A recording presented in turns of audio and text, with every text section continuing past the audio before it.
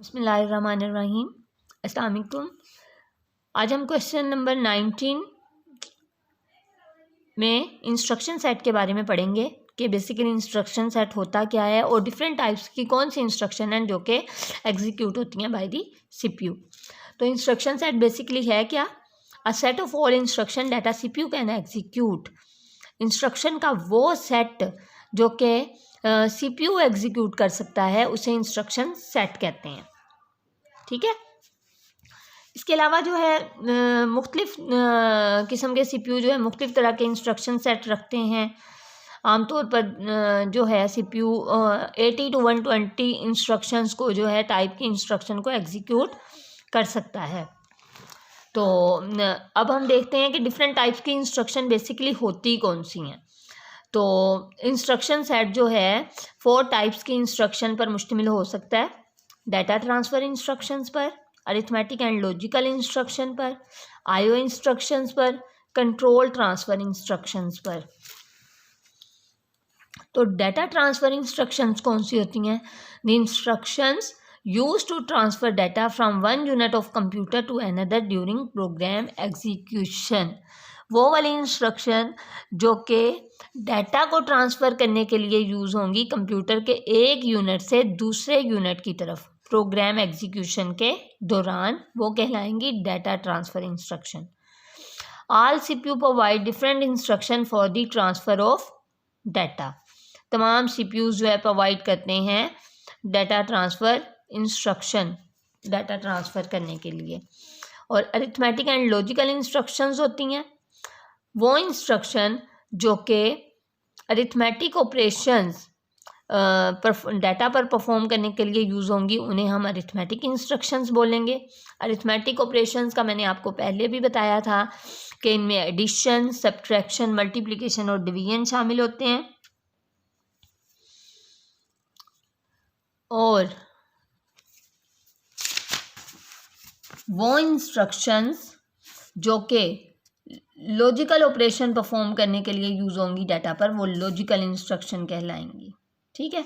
और logical operation में इस तरह की चीज़ें इंक्लूड होती हैं कि हमने 2 वैल्यूज़ को जो है कंपेयर करना होता है, लाइक वो आया बराबर है, लेस है, ग्रेटर है, इस तरह की चीज़ें हमने देखनी होती हैं। उसके बाद है हमारे पास आईओ इंस्ट्रक्शन, वो इंस्ट्रक्शन जो कि डाटा को राइट और रीड करने के लिए यूज़ होगी to and from the IO devices.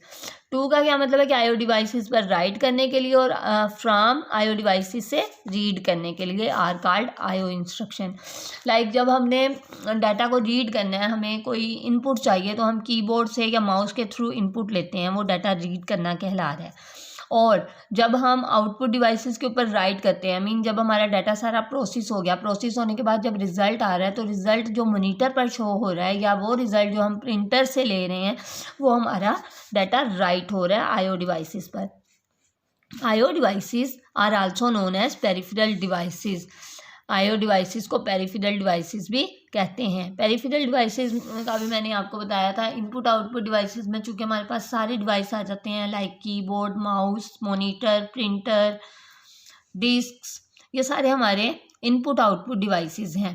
तो जब हम इन्हें कंबाइन करके टर्म बोलते हैं तो उस टर्म को कहते हैं पेरिफेरल डिवाइसेस। उसके बाद लास्ट वन है हमारे पास control transfer instruction. The instruction used to transfer the execution control from one part of the program to another during execution are called control transfer instruction। ठीक है। वो वाली इंस्ट्रक्शन जो कि एग्जीक्यूशन के दौरान कंट्रोल को एक जगह से दूसरी जगह ट्रांसफ़र करेगी वो कहलाएंगी कंट्रोल ट्रांसफ़र इंस्ट्रक्शंस। मीन हमारा प्रोग्राम सपोज करें बहुत लेंथी है, उसके डिफरेंट पार्ट्स हैं और वो एग्जीक्यूट हो रहे हैं एट अ टाइम। तो अब जिस पार्ट को जिस वक्त ज़्यादा फोकस की ज़रूरत है, कंट्रोल उस तरफ ट्रांसफ़र कर दिया जाता है। तो वो इंस्ट्रक्शन जो कि इस कंट्रोल को ट्रांसफ़र करती हैं उन्हें कंट्रोल ट्रांसफ़र इंस्ट्रक्शन कहते हैं। So these instruction may be used to execute or ignore a set of instruction after testing a condition, मतलब कि ये इंस्ट्रक्शन किस लिए यूज़ होती हैं कि या तो वो एग्जीक्यूट कर देती हैं उस इंस्ट्रक्शन को या इग्नोर कर देती हैं सेट ऑफ इंस्ट्रक्शन को एक कंडीशन को टेस्ट करने के बाद।